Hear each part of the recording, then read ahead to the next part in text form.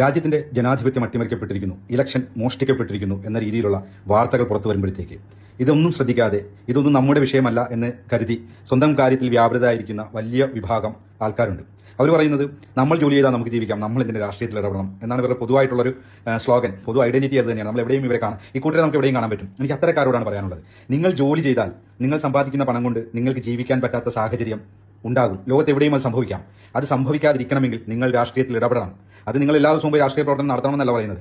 നിങ്ങൾ രാഷ്ട്രീയ പ്രവർത്തനം നിരീക്ഷിച്ചില്ലെങ്കിൽ, നിങ്ങൾ രാഷ്ട്രീയം നിരീക്ഷിച്ചില്ലെങ്കിൽ, അതിന്റെ ശരിതെറ്റുകൾ നിരീക്ഷിച്ച് സ്വന്തം അഭിപ്രായം പറയുവാനും സ്വന്തം പ്രതിഷേധം രേഖപ്പെടുത്താനും നിങ്ങൾക്ക് കഴിയില്ലെങ്കിൽ രാഷ്ട്രീയം നിങ്ങളുടെ ജീവിതത്തിൽ ഇടപെടും. നിങ്ങൾക്ക് ജീവിക്കാൻ പറ്റാത്ത സാഹചര്യം ഇവിടെ ഉണ്ടാകും. നിങ്ങൾക്കൊരു ധാരണയുണ്ട്, നിങ്ങൾ ജോലിക്ക് രാവിലെ പോയി വൈകിട്ട് വരെ ജോലി ചെയ്ത് നിങ്ങൾ കുറെ സമ്പാദിച്ചു കഴിഞ്ഞാൽ നിങ്ങൾക്കെല്ലാം പെർഫെക്റ്റ് ആയിട്ട് നടക്കും. എങ്ങനെ നടക്കും?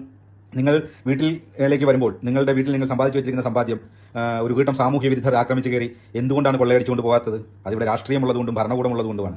നിങ്ങൾ ആശുപത്രിയിലേക്ക് ചെല്ലുമ്പോൾ നിങ്ങൾക്ക് ചികിത്സ ലഭിക്കുന്നത് എന്തുകൊണ്ടാണ്? അത് വിദ്യാഭ്യാസത്തിനായിട്ട് ചെല്ലുമ്പോൾ, നിങ്ങൾ യാത്രാ സൗകര്യങ്ങൾക്ക് വേണ്ടി ചെല്ലുമ്പോൾ, നിങ്ങളുടെ ദൈനംദിന ജീവിതത്തിൽ എന്തിലൊക്കെ ഇടപെടുന്നോ അതൊക്കെ നിങ്ങൾക്ക് ലഭിക്കുന്നത് നിങ്ങളുടെ കയ്യിലിരിക്കുന്ന പണം കൊണ്ടോ നിങ്ങൾക്ക് കിട്ടിയ ജോലി കൊണ്ടോ അല്ല. നിങ്ങൾക്ക് ജോലി ചെയ്യുവാനും നിങ്ങൾക്ക് സമ്പാദിക്കുവാനുമുള്ള ഒരു സാഹചര്യം ഈ ഇന്ത്യ മഹാരാജ്യത്ത് മുൻ ഭരണാധികാരികൾ ഉണ്ടാക്കി വെച്ചിരിക്കുന്നത് കൊണ്ടാണ് നിങ്ങൾക്ക് ജീവിക്കാൻ പറ്റുന്നത്, നല്ല ജീവിത സാഹചര്യങ്ങൾ ഉണ്ടാക്കാൻ കഴിയുന്നത്. അത് നാളെ ഇല്ലാതായാൽ എന്ത് ചെയ്യും?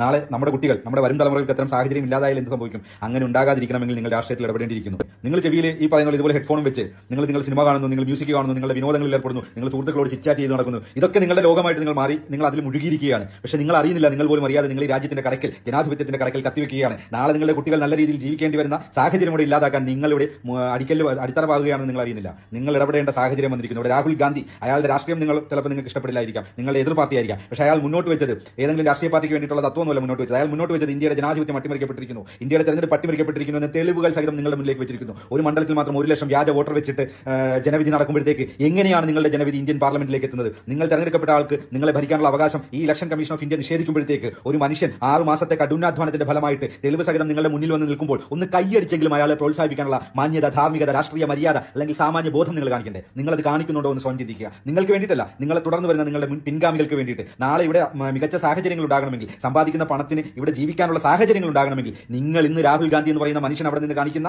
അദ്ദേഹം മുന്നിലേക്ക് വെച്ച തെളിവുകൾ സഹിതം മുന്നിലേക്ക് വെച്ച ക്രമക്കേടുകൾ നമ്മുടെ മുന്നിൽ വെളിവാകുമ്പോഴത്തേക്ക് അതിനെതിരെ വിരൽ ചൂണ്ടുവാൻ, അതിനെതിരെ പ്രതിഷേധിക്കുവാനായിട്ട് മൗനം പാലിച്ച് നിൽക്കുകയല്ല നിങ്ങൾ വേണ്ടത്. ഒരു വാക്കുകൊണ്ടോ ഒരു നോക്കുകൊണ്ടോ എങ്കിലും ആ മനുഷ്യൻ സപ്പോർട്ട് ചെയ്യാൻ, അല്ലെങ്കിൽ അയാൾ മുന്നോട്ട് വെക്കുന്ന തെളിവ് സഹിതം മുന്നോട്ട് വെച്ച ക്രമക്കേടുകൾക്ക് വേണ്ടി ഇവിടുത്തെ ഭരണകൂടത്തിനെതിരെ സംസാരിക്കാൻ നിങ്ങൾ തയ്യാറായില്ലെങ്കിൽ വളരെ വലിയ അപകടത്തിലേക്കായിരിക്കും നിങ്ങളും നമ്മളും ഈ രാജ്യവും വീഴാൻ പോകുന്നത്. ഒരുപാട് മഹാരഥന്മാർ, ഇന്നലെയും പറഞ്ഞു, ഒരുപാട് മഹാരഥന്മാർ ചോര ചിന്തി നമുക്ക് നേടിത്തന്ന സ്വാതന്ത്ര്യമാണ് ഒരു കൂട്ടം അധികാരമോഹികളുടെ, ഒരു കൂട്ടം സ്വാർത്ഥ താല്പര്യക്കാരുടെ, ഒരു കൂട്ടം ഫാസിസ്റ്റുകളുടെ മുന്നിൽ അടിയറ വെക്കാനുള്ളതല്ല ആ സ്വാതന്ത്ര്യവും ഈ രാജ്യവും ഈ രാജ്യത്തിന്റെ ചരിത്രവും പാരമ്പര്യവും. ഒന്നിച്ചു നിന്ന് പൊരുതിയാൽ ഈ രാജ്യം ഇതേപോലെ തന്നെ ഇവിടെ ഉണ്ടാകും. സമാധാനത്തോടുകൂടിയും സന്തോഷത്തോടുകൂടിയും നമുക്കും ജീവിക്കാം, നമ്മുടെ വരും തലമുറകൾക്കും ജീവിക്കാം.